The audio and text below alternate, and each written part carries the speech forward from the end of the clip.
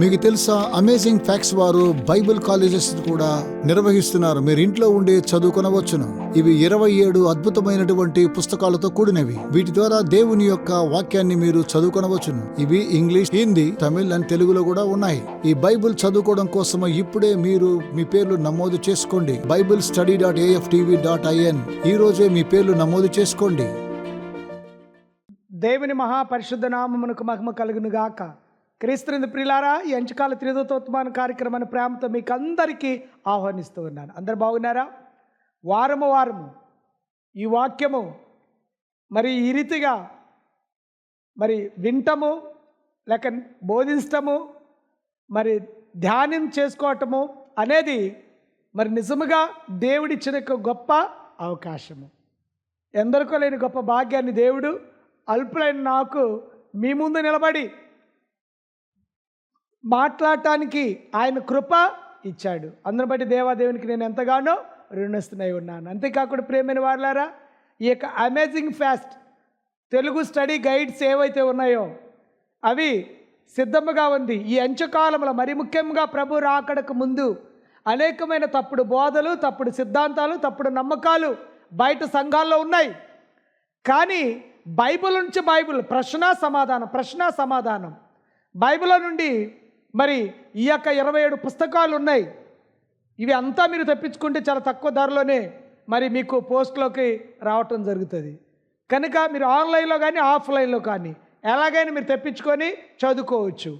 అదే రీతిగా ఈ యొక్క ఛానల్ మీద దేవుని యొక్క వాక్యం వస్తున్నప్పుడు మీరు ఒకవేళ సమయంలో లేకపోయినట్లయితే ఈ ప్రోగ్రాం మీరు మిస్ కాకుండా ఉండాలంటే మా YouTube channel the light of prophecy India అనే మాకు యూట్యూబ్ ఛానల్ మీరు తప్పకుండా సబ్స్క్రైబ్ చేసుకోండి.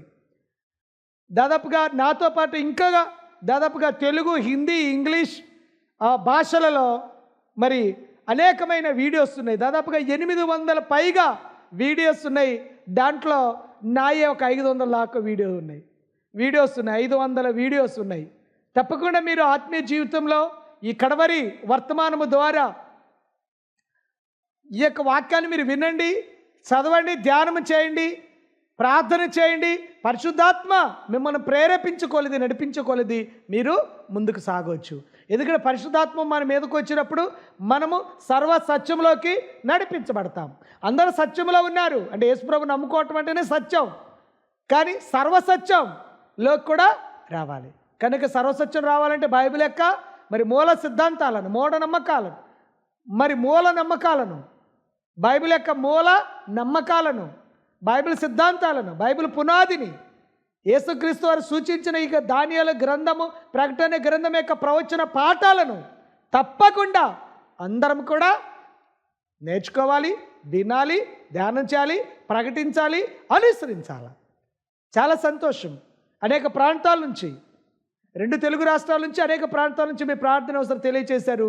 కనుక మీకు అందరి నిమిత్తమే నేను ప్రార్థన చేస్తున్నాను. మీ అవసరాలు మీరు ప్రార్థన చేస్తున్నారు. కానీ మీతో కలిసి నేను కూడా ప్రార్థన చేసే అవకాశాన్ని నాకు ఇచ్చినందుకు మీకు నా వందనాలు తెలియచేస్తున్నాను.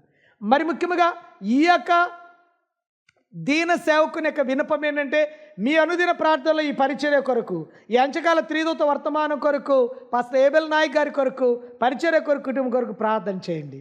దేని స్తోత్రం. ప్రతి దినం మీ కొరకు నేను ప్రార్థన చేస్తున్నాను. చిన్న ప్రార్థన చేసుకుందాం, ముందున వాక్యములకు వెళ్దాం. ప్రేమ నమ్మకము కలిగిన మా ప్రియా పరలోక తండ్రి, మీ పరిశుద్ధమైన నామమునకు మహిమ, ఘనత, ప్రభావాలు చెందునుగాక. ఈ సమయంలో ఈ అంచకాల త్రిదూత వర్తమానం ద్వారా ప్రభువా అనేక ప్రాంతాల్లో మీ బిడ్డలు మీ వాక్యం వింటూ ఉన్నారు.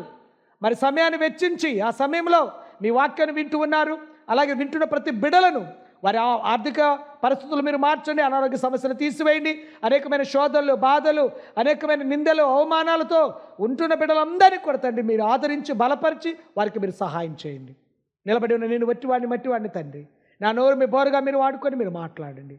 టీవీ షూటింగ్, ఎడిటింగ్, టెలికాస్ట్ చేస్తున్న బిడ్డలను, దాతలను దీవించమని యేసు నామములో ప్రార్థించి వేడుకుంటున్నాం తండ్రి. ఆమేన్. క్రీస్తునందు ప్రియులారా, గడిచిన 19 వారముల నుంచి మనం ఒక ప్రత్యేకమైన అంశభాగాన్ని మనం ధ్యానం చేస్తున్నాం.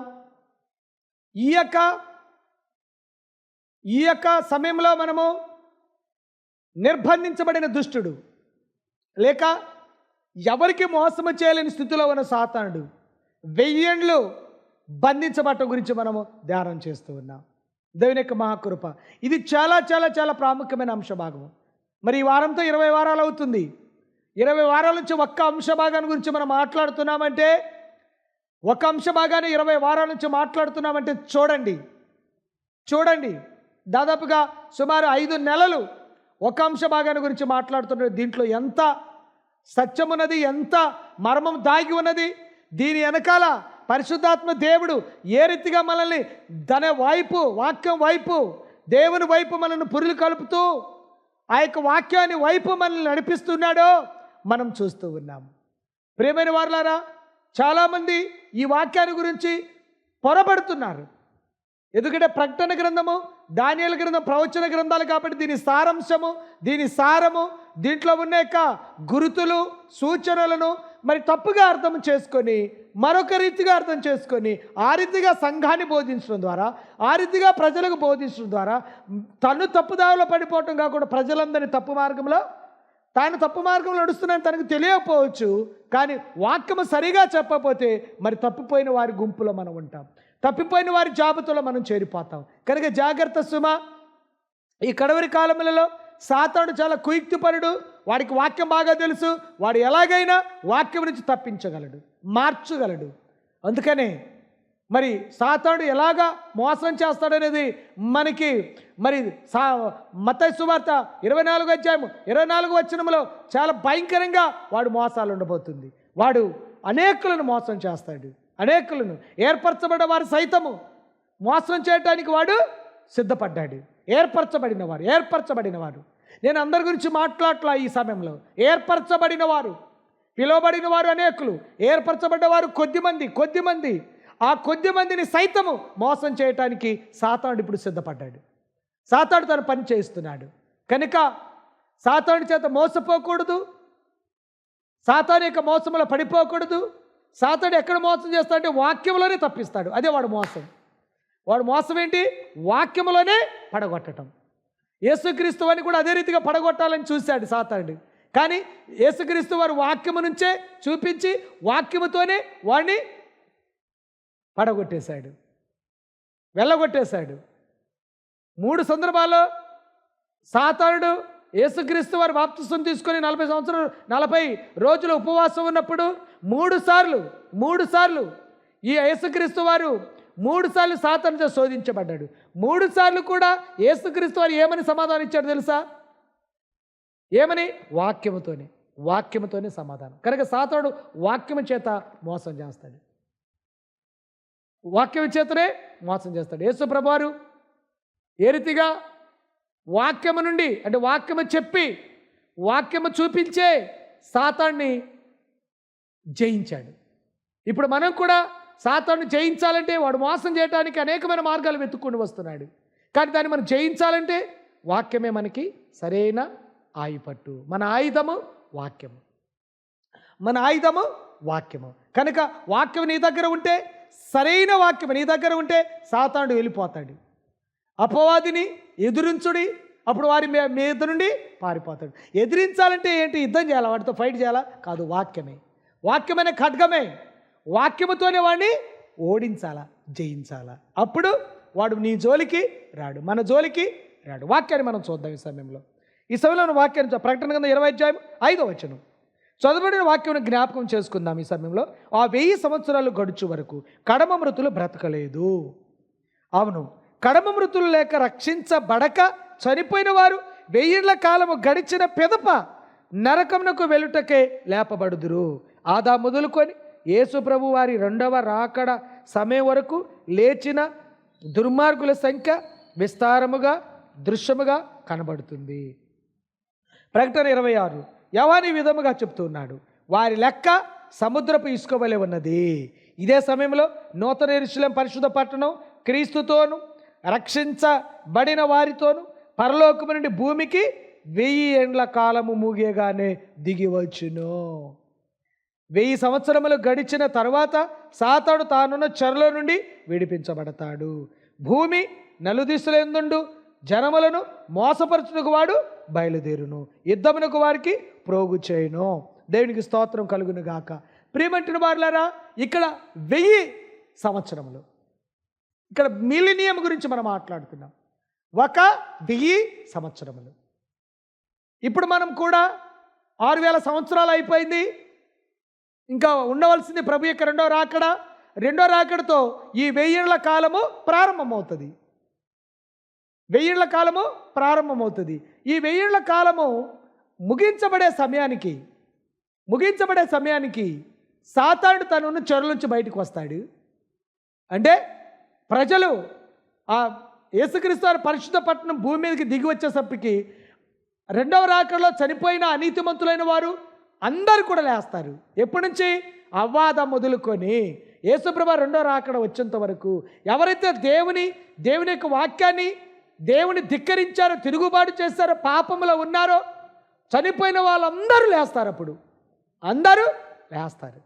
యేసుప్రభు రెండో రాకడ వచ్చినప్పుడు చనిపోయిన వాళ్ళు కాదు సుమా, దానికంటే ముందు తిరుగుబాటు చేసిన వాళ్ళు, దేవునికి వాక్యానికి వ్యతిరేకంగా జీవించిన వాళ్ళు, నమ్మని వాళ్ళు, అవిధేయులు, దేవుని తిరుగుబాటు చేసిన వాళ్ళు, దేవుని విస్మరించిన వాళ్ళు అందరూ కూడా లేస్తారు.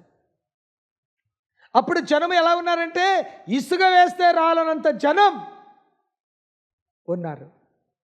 వారందరికీ చూసేసరికి అప్పుడు దాకా 1000 సంవత్సరాలు మెదలకుండా, ఏ ఒక్క మనిషి తన కంటికి కనపడకుండా అగాధము చీకటితో నిండి ఉన్న ఈ ప్రపంచాన్ని, లోకాన్ని ఒక్కసారి ఆ జనం వచ్చేసరికి, కనబడేసరికి సాతానుడికి ఇంక ఎక్కలేని బలం వచ్చేసింది. అబ్బా, నేను ఇప్పుడు దాకా 1000 సంవత్సరాలు మోసం చేయకుండా మెదలకుండా ఉంటుంది, ఇప్పుడు నాకు వీళ్ళు భలే దొరికేశారు అని చెప్పేసి ఆదాము మొదలుకొని యేసుప్రభు రెండో రాకడ వచ్చి ఆ మధ్యకాల సమయంలో ఎంతమంది తిరుగుబాటు చేశారు, ఎంతమంది అవిధేయులయ్యారు, ఎంతమంది పాపులుగా ఉన్నారు, వాళ్ళందరూ కూడా సమాధి చేయబడ్డ వాళ్ళు బూడిదయ్యారా, మట్టి అయ్యారా, నీళ్ళలో కలిసిపోయారా, ఎక్కడైనా వాళ్ళ దేహము వాళ్ళకి తిరిగి రప్పించబడ్డాయి.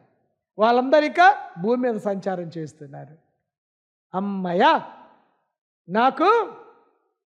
నాకు ఇప్పుడు దాకా నేను నా చెడిపోయిన దేవదూతలు ఇంతమంది అనుకున్నా, కానీ ఇప్పుడు చాలామంది ఉన్నారు. ఇంకా వాళ్ళని అందరినీ మోసం చేయడానికి బయలుదేరాడు. మోసపోకుడి, దేవుడు వెక్కిరింపబడడు. మోసపోవద్దు సుమా. ఎలాగ మోసపోతావు? దేవుని యొక్క వాక్యము నుండి అనేకులు తప్పించబడతారు, మోసగించబడతారు. అదే మోసము. సాతాను చేసే గొప్ప మోసం ఏంటంటే వాక్యమును తప్పించబడటం, దేవుని నమ్మకుండా ఉంచటం, దేవుని యొక్క 10 ఆజ్ఞలను, దేవుని యొక్క నీతి ధర్మశాస్త్రాన్ని పాటించకుండా చేయటం. ఇది వాడు మోసం. దేవుని యొక్క సృష్టికర్త ఆరాధన ఏదైతే ఉందో, దేవుడు 6 రోజులు ఆకాశాన్ని, భూమిని, సముద్రమును, వాటిలో సమస్తాన్ని చేసి 7వ దినమున విశ్రమించాడు. దేవుడు ఆ 7వ దినాన్ని ఆశీర్వదించి పరిశుద్ధపరిచాడు. ఆ 7వ దినమును ఈ లోకంలో పాపము రాకముందే, సాతానుడు అవాదములను ఆ తినొద్దని పండు తినిపించక ముందే, ఆదామావులు అవిధేయత రాకముందే దేవుడు తన యొక్క విశ్రాంతి దినాన్ని, ఆ పరిశుద్ధ దినాన్ని దేవుడు ఇచ్చాడు. దాని 10 ఆజ్ఞలో చేర్చాడు. ఆదికాండం నుంచి ప్రకటన గ్రంథం వరకు బైబిల్ భక్తులందరూ కూడా ఆ యొక్క సబ్బాతు 7వ దిన విశ్రాంతి దినాన్ని పాటించారు. దాని సాతానుడు దేవునికి ఆరాధన, దేవునికి చెందకుండా ఉండటానికి వాడు బైబిల్ యొక్క ఆరాధననే మానవుల యొక్క రాజ్యాలు, మానవుల యొక్క చట్టాల ద్వారా మార్చివేసి ఈ రోజున విశ్రాంతి దినం ఎవరంటే ఇది యూదులకి, పాత నిబంధన ప్రజలకి, అది మనకి కాదు అని చెప్తుంటే ఈ ప్రజలందరూ కూడా నిజంగా తల ఊపేస్తున్నారు. అవును నిజమే, అది మనకు కాదు, అది ఇశ్రాయేలులకే, అది పాత నిబంధన ప్రజలకి, అది యూదులకి అంటున్నారు. నిజమేనా? వాస్తవమేనా? ఏమండి, మీరు కూడా వాస్తవం నమ్ముతారా? యేసు ప్రభువు చెప్పాడు, మార్కు సువార్త 2వ అధ్యాయము 27-28 వచనాలు. విశ్రాంతి దినము ఎవరి కొరకు చేశాడు? యూదుల కొరకు చేశాడా? ఇశ్రాయేలు కొరకు చేశాడా? పాత నిబంధన ప్రజల కొరకు చేశాడా? ఎవరికి? యేసు ప్రభువుని అడుగుదాం, ప్రభువా ఎవరి కొరకయా నువ్వు చేసింది? బైబిల్ ఏం చెప్తుంది? యేసుక్రీస్తు వారి పాత్ర లేకుండా, ప్రమేయం లేకుండా ఏది కూడా కలగలేదు. మీరు ఆదికాండం నుంచి ప్రకటన గ్రంథం వరకు చూడండి, యేసుక్రీస్తు వారిని చూడండి. యోహాను సువార్త 1వ అధ్యాయం 1 నుంచి 3 వచనాల వరకు సమస్తము ఆయన మూలముగా కలిగినది ఏది ఆయన లేకుండా కలగలేదు. యేసుక్రీస్తు వారు బోధ చేస్తుంటే ఏంటి నువ్వు అబ్రాహాం గురించి మాట్లాడుతున్నావు, మోసే గురించి మాట్లాడుతున్నావు, ఏంటి నువ్వు ప్రవక్తల గురించి మాట్లాడుతున్నావు అంటే యేసుప్రభు వారు చెప్తాడు, నేను అబ్రాహాము కంటే ముందుగా ఉన్నవాడిని, అవ్వాదముల కంటే ముందుగా ఉన్నవాడిని. అందుకని ఆయన పేరు ఉన్నవాడు అనువాడు. చూసారా, అవ్వాదములు చేసినప్పుడు ఆయన ఉన్నాడు, సృష్టి చేసినప్పుడు యేసుక్రీస్తు వారు అక్కడ ఉన్నాడు. ఎందుకంటే ఆయనకి ఆది అంతం లేదు, ఆయన అల్ఫయు ఓమేగా. క్రీస్తు ప్రియమట్టి వారు వింటున్నారా, గ్రహిస్తున్నారా? యేసుప్రభు 33.5 సంవత్సరాలు భూమి మీద ఉంటే ఆయన 7వ దినం విశ్రాంతి దినాన్ని ఆయన మందిరానికి వెళ్ళినట్టుగా అనేకమైన 4 సువార్తల వాక్యాలు ఉన్నాయి. లూకా సువార్త 4:16 ఆయన తన వాడుకు చొప్పున విశ్రాంతి దినమున సమాజ మందిరమునకు వెళ్ళి బోధించుగా నిలబడ్డాడు అని చెప్తుంది. ఆయన వాడుక, ఆయనకు అలవాటు విశ్రాంతి దినం. యేసుప్రభు వెళ్ళిపోయిన తర్వాత సుమారు 40 సంవత్సరాల తర్వాత వచ్చిన అపొస్తలుడైన పౌలు మీరు అపొస్తల కార్యం 17వ అధ్యాయము 1-3 వరకు చదవండి. పౌలు తన వాడుకు చొప్పున విశ్రాంతి దినమందు సమాజ మందిరమునకు వెళ్ళి బోధించాడు. కొరింథీ పట్టణానికి వచ్చాడు. అక్కడ ఆకుల పిస్కులని 2 భార్య భర్తలే ఉన్నారు. వారు యూదులే, వారు డేరాలు కుట్టువారు. పౌలు అదే వృత్తి గల వాడుకునే డేరాలు కుట్టుకుంటూ ప్రతి విశ్రాంతిన సమాజ మందిరానికి వెళ్ళాడు. అవును, పద్మాసు దీపంలో ప్రకటన 1:10 ప్రభు దినమందు నేను ఆత్మోష్ణై ఉండగా పద్మాసు దీపంలో ఈ యొక్క ప్రకటన గ్రంథం అంతా కూడా రాపించాడు. ప్రభుదినం ఏంటి? మార్కు 2:27-28 విశ్రాంతి దినం మనుషుల కొరకే నియమించబడేను కనుక విశ్రాంతి దినమున మనిషి కుమారుడు ప్రభు అయి ఉన్నాడు, ఆయన మరొక రోజుకు ప్రభు కాడు. ఇన్ని వాక్యం నుంచి అలా మార్చేసి లేనిది ఉన్నట్టుగా ఉన్నది లేనట్టుగా గలిబిలి చేసి గందరగోళం చేసి సంఘములు అనేకమైన సాతాను తారుమారు చేసి బోధకులను సైతము వాళ్ళ ఆలోచనను సత్యాన్ని తెలుసుకోకుండా ఉండటానికి చేశాడు. ఈ రోజున దేవుని యొక్క వాక్యం వింటున్నావు నేను, వాడు మోసం చేయటానికి సిద్ధపడ్డాడు. ఇంకా వాడికి సమయం కొంచెమే ఉన్నది. ప్రభు త్వరగా వస్తూ ఉన్నాడు. వస్తున్నవాడు ఆలస్యము చేయకుండా త్వరగా వస్తూ ఉన్నాడు. సాతానికి తెలుసు తనకి సమయం కొంచెముగా ఉందని, తనకి సమయం చాలా తక్కువ ఉందని వాడికి బాగా తెలుసు. అందుకనే వాడు గర్జించు సింహం వలె ఎవరిని మృంగుదునని అటు ఇటు తిరుగుడులాడుతున్నాడు. తనకి సమయం కొంచెమేగా ఉన్నది. ఎవరు మోసం చేయాలి? ఏ సేవకుని మోసం చేయాలి? ఏ సంఘాన్ని మోసం చేయాలి? ఏ బోధకులను మోసం చేయాలి? ఏ బైబిల్ యొక్క టీచర్ని మోసం చేయాలి? ఏ బైబిల్ కాలేజీ యొక్క లెక్చరర్ని మోసం చేయాలి? ఎందుకంటే వాక్యం నుండే కదా వాడు మోసం చేసేది, వాక్యం నుంచి కదా తప్పించేది. ఇంకా వాక్యంలో తప్పిపోతే అన్నీ తప్పిపోయినట్టే. మనం దేవుని యొక్క ఆరాధన తప్పిపోతే అన్నీ తప్పిపోయినట్టే. దేవుని యొక్క ఆజ్ఞలను మార్చివేస్తే అన్నీ ఇంకా మారిపోయినట్టే. కనుక వాడు చేసే మోసం ఏంటంటే బైబిల్ వాక్యం నుండి వాడి పని అది. ఈరోజు అనేకమైన వారి మనోనేత్రాలు గుడ్డితనంగా కలుగు చేశాడు. ఈ రోజున ప్రపంచపు ఆదివారం చట్టం రాబోతుంది. అంటే ఏంటి? విశ్రాంతి దినాన్ని చేయకూడదు, ఆదివారమే విశ్రాంతి దినం అని చెప్పేసి 2 రాజ్యాలు కలిసి ఈ చట్టాన్ని తీసుకొస్తాయని దేవుడు ముందే క్రీస్తు శకం 1వ శతాబ్దంలోనే పద్మాసు దీపంలో యోహాను గారికి చెప్పాడు. కనుక దానియేలు ప్రకటన గ్రంథం 2 ప్రవచనాల గ్రంథాలు ఉన్నాయి. ఈ ప్రవచన గ్రంథాల ముందే దేవుడు రాసి పెట్టేశాడు. ఒక మృగం వస్తుంది, ఒక మృగరాజ్యం వస్తుంది. అది 2 కలిసిపోయి దేవుని యొక్క విశ్రాంతి దినమునకు వ్యతిరేకముగా వారు రాజ్యాన్ని చట్టాన్ని తీసుకొస్తారని ముందే చెప్పబడి ఉంది. ప్రియమైన వారలారా, మీరు 13వ అధ్యాయము ఈ ప్రకటన దానియేలు గ్రంథము మీకు అర్థం కావాలంటే ప్రత్యేకమైన బైబిల్ తరపిదు క్లాసులు కావాలి. ఎవరైనా అలాగా తీసుకుంటామంటే, ఎవరైనా సిద్ధపడితే చెప్పటానికి నేను రెడీగా ఉన్నాను, సిద్ధముగా ఉన్నాను. ప్రభు నాకు ఆరోగ్యాన్ని ఆయుష్నిస్తే, ఇదిగో నాకు సమయం అనుగ్రహిస్తే తప్పకుండా నేను మీతో కలిసి ఈ యొక్క ప్రవచన గ్రంథాల పాఠాలను చెప్పటానికి. ఇది కడవరి వర్తమానము, ఇది చివరి సందేశము, ఇదే ఫైనల్ వార్నింగ్ మెసేజ్. ఈ మెసేజ్ తర్వాత ఇంకా మెసేజ్ లేవు, ఈ వర్తమానం తర్వాత ఇంకా వర్తమానాలు లేవు, ఈ వాక్యం తర్వాత ఇంకా వాక్యాలే లేవు. ప్రపంచ ఆదివారం చట్టాన్ని తీసుకొని వస్తూ ఉన్నారు. ఆదివారం సూర్యారాధన రోజు. అది ఆదికాండం 10వ అధ్యాయంలో నిమ్రోదు దేవుడుగా కొలిచి, తర్వాత తమ్మోజు వాడి కుమారుడైన తమ్మోజు సూర్యదేవతలు, సూర్య ఆరాధకులైన ఈ రోమీలు, సూర్య ఆరాధకులైన ఈ బబిలోనిలు, సూర్య ఆరాధకులైన ఈ రోమన్ ఆర్సిఎం వాళ్ళు, వీళ్ళు ఆ యొక్క సూర్య ఆరాధకులు ఉంటుంది. వీళ్ళు సూర్యుని రోజైన ఆదివారమున వారు సెలవు రోజుగా 4వ శతాబ్దంలో క్రీస్తు శకం 321 మార్చి 7వ తారీఖున లవోడియా యొక్క కాన్ఫరెన్స్లో ఒక రాజు, ఒక చక్రవర్తి, కాన్స్టంట్ అనే ఒక చక్రవర్తి, ఇతను మొట్టమొదటిసారి పెట్టాడు 321లో. అప్పుడు దాకా ఆది అపస్తులు కావచ్చు, ఆదిమ సంఘము కావచ్చు, మొదటి శతాబ్దం క్రైస్తవులు, 2వ శతాబ్దం క్రైస్తవులు, 3వ శతాబ్దం క్రైస్తవులు, 4వ శతాబ్దం క్రైస్తవుల దాకా ఆదివారం ఎవరికి తెలియదు. బైబిల్లో ఆదివారం ఆరాధన తెలియదు.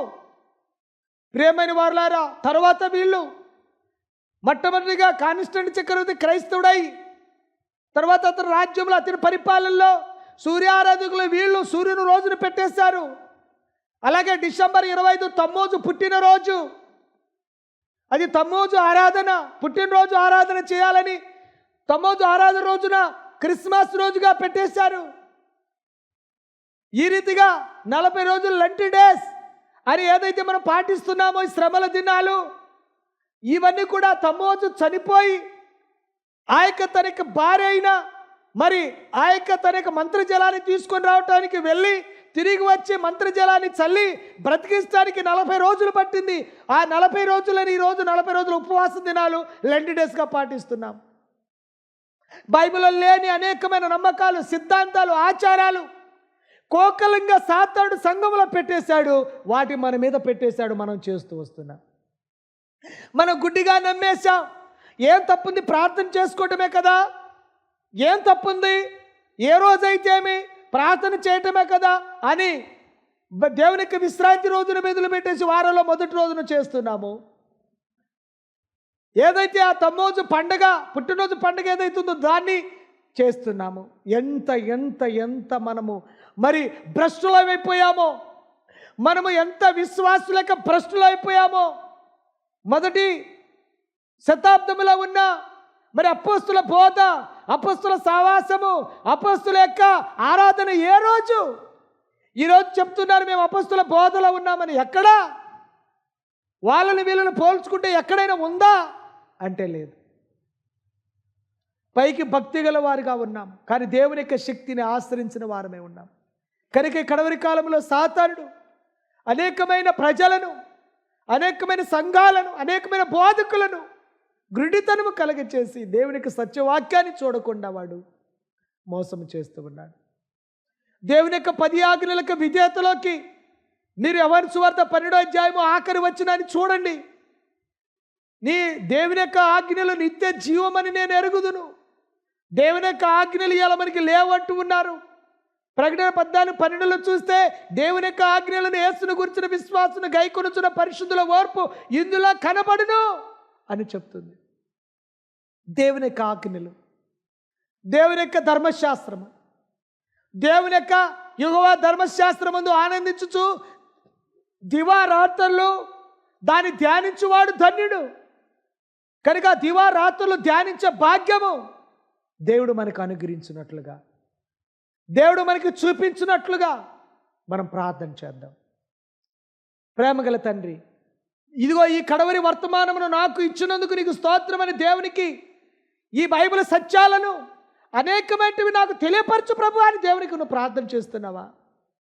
ఏదో గుడ్డిగా అందరు పోతున్నారు, నేను పోతున్నా. ఏ రోజైతేమి, ఏ సంఘం అయితేమి, ఏ పండగ అయితేమి అని దేవుని పేరు మీదే కదా ఉన్నది అని గుడ్డిగా నమ్మిపోతున్నావా? పేరైతే ఆయన పేరు పెట్టుకోవచ్చు, పేరుకి ఆయనకి సంబంధమే లేదు. ఏ రోజైనా విశ్రాంతి దినమే కదా అనుకోవచ్చు. కాదు కాదు కాదు. యెషయా గ్రంథం 58వ అధ్యాయం 12, 13, 14 వచనంలో చెప్తున్నాడు, నా విశ్రాంతి దినం అంటున్నాడు దేవుడు. దాన్ని నేను ప్రతిష్ఠించాను. అది మనోహరమైనది, అది పరిశుద్ధమైనది, నాకు ఇష్టమైనది. ఆ రోజు నీకు ఇష్టమైన పనులు చేయొద్దు, వ్యాపారం చేయొద్దు, లోకవార్తలు చెప్పుకోనొద్దు. కనుక మీరు నన్ను ఘనముగాను మర్యాదగాను దాన్ని గొప్పగా ఆచరించాలని చెప్పాడు దేవుడు. కనుక అది ఏ రోజు? అందరూ ఈ రోజున విశ్రాంతి దినం ఆదివారం అనుకుంటున్నారు. కాదు కాదు. మత్తయి సువార్త 28:1 విశ్రాంతి దినం గడిచిపోయిన తర్వాత ఆదివారం తెల్లవారుచుండగా, విశ్రాంతి దినం గడిచిపోయిన తర్వాత ఆదివారం వచ్చింది నాయన, కానీ ఆదివారం విశ్రాంతి దినం కాదు. విశ్రాంతి దినం గడిచిపోయిన తర్వాత ఆదివారం తెల్లవారుచుండగా మగ్దలేనే మరియ వేరొక మరియ సమాధిని చూడవచ్చారు. కనుక విశ్రాంతి దినం శనివారం, వారంలో 7వ రోజు. బైబిల్ కరెక్ట్గా ఉంది, క్యాలెండర్ కరెక్ట్గా ఉంది, కానీ మనం చేయటమే తప్పుగా చేస్తున్నాం. ఇప్పుడైనా కళ్ళు తెరవండి, మనోనేత్రాలు తెరవండి, బైబిల్ సత్యాన్ని అవలంబించండి, ఈ కడవరి వర్తమానాన్ని మీరు అంగీకరించండి. ఇది బైబిల్ యొక్క సృష్టికర్త ఆరాధన అని చెప్పేసి దేవుడు ఈ 3 దూత వర్తమానంలో తెలియజేస్తున్నాడు. ఆకాశాన్ని, భూమిని, సముద్రమును, జలధారలను కలుగు చేసిన వారికి మీరు ఆరాధన చేయండి అంటే సబ్బాతు 7వ దిన విశ్రాంతి దినం. ఇదే సృష్టికర్త ఆరాధన. దీన్ని చెప్పటానికే దేవుడు, ఈ వర్తమానం కోసమే దేవుడు నన్ను నిలబెట్టాడు మీ ముందు. ప్రార్థన చేసుకుందాం. అలాగే తీర్మానం చేసుకున్న వాళ్ళు నాతో కలిసి ప్రార్థన చేయండి. ప్రేమగల మా తండ్రి, పరిశుద్ధుడ మా ప్రభువా, మీకు వందనాలు. ఈ కడవరి వర్తమానము ద్వారా ఇదిగో ఆ 1000 ఏళ్ళు సాతానుడు బంధించబడి బయటికి విడిపించబడి అనేకులు మోసం చేస్తున్నా కానీ మారు మనసు పొందలేదు. ప్రతి వారికి సమయం ఇస్తున్నా. ఇది మాకు ఇచ్చిన సమయం. ఇది మీరు నాకు ఇచ్చిన సమయంగా నేను భావించి, నేను మారు మనసు పొంది, నేను పాప క్షమాపణ పొంది, ఇదిగో నా హృదయం నిన్ను సమర్పిస్తున్నాను ఆయన. నా హృదయంలోకి నువ్వు రా తండ్రి, నాకు క్షమాపణ దయచేయమని. పరమ తండ్రి, ఎంతమంది నాకు తీర్మానం చేసుకున్నా ప్రతి బిడ్డలు దీవించి, వారి అవసరక్కల మీరు తీర్చి, మీ నిత్యరాజ్యంలో వారికి మంచి స్థానాన్ని దయచేయమని. మీ రెండో రాకడ వచ్చినప్పుడు వారు ఎత్తబడే భాగ్యం